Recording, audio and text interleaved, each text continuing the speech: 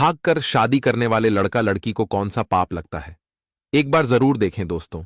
आज के समय कुछ बेटा बेटी ऐसे भी होते हैं जो अपने माता पिता को नीचा दिखाकर भागकर शादी कर लेते हैं।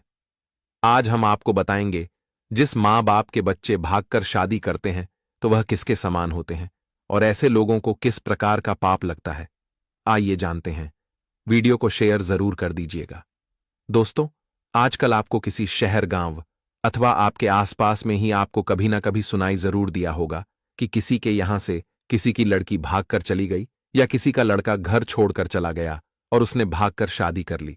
पर दोस्तों, जो बेटा या बेटी अपने माँ बाप को दुख पहुंचाकर यदि विवाह कर भी लेते हैं तो ऐसे बच्चे कभी सुखी नहीं होते हैं और जीवन भर पाप का भोग भोगते रहते हैं, क्योंकि माता पिता को धोखा देकर विवाह करना अथवा माता पिता की कमाई हुई इज्जत को समाप्त कर विवाह कर लेना पाप के समान ही माना जाता है और इस पाप का भार बेटा या बेटी को जीवन भर भोगना पड़ता है। दोस्तों, जो लड़का या लड़की भागकर शादी करते हैं वह ना तो सम्मान अथवा इज्जत के हकदार होते हैं और ना ही ऐसे लोगों को समाज में कोई अपनाना पसंद करता है। भागकर शादी करने वाला पापी कहलाते हैं।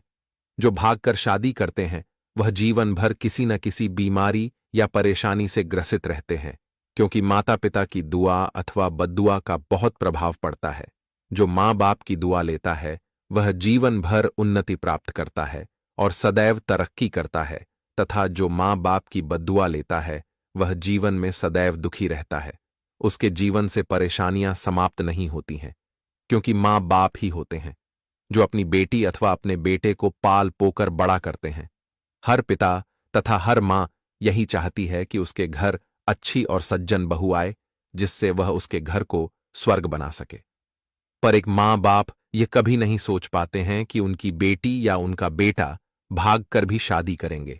जो बेटा या बेटी अपने माता पिता की आंखों में धूल भरकर भागकर शादी करते हैं, ऐसे बेटा बेटी अपने माता पिता की बद्दुआ ही लेते हैं, क्योंकि भागकर शादी करने वाले बच्चों के माता पिता को भी उतनी ही बदनामी का सामना करना पड़ता है जितनी बदनामी का सामना भागे हुए लड़का या लड़की को करना पड़ता है। जो लड़का या लड़की भागकर शादी करते हैं, ऐसे लोग पापी मनुष्यों के समान कहलाते हैं और पापी मनुष्य का जीवन ज्यादा समय तक सुखी नहीं रहता है।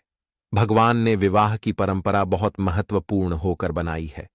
हर माता पिता की यही इच्छा होती है कि उन्हीं की ही आंखों के सामने उन्हीं के बच्चों का विवाह हो और संपन्न तरीके से विवाह हो। इसलिए हर बेटा अथवा बेटी का यही कर्तव्य बनता है कि वह अपने माता पिता को कभी धोखा ना दें तथा अपने माता पिता का सम्मान कभी कम ना करें, क्योंकि शास्त्रों के अनुसार जो बच्चे अपने माता पिता के सम्मान को चोट पहुंचाते हैं, ऐसे बच्चे भविष्य में ना तो कभी सफल होते हैं और ना ही उन्नति प्राप्त कर पाते हैं।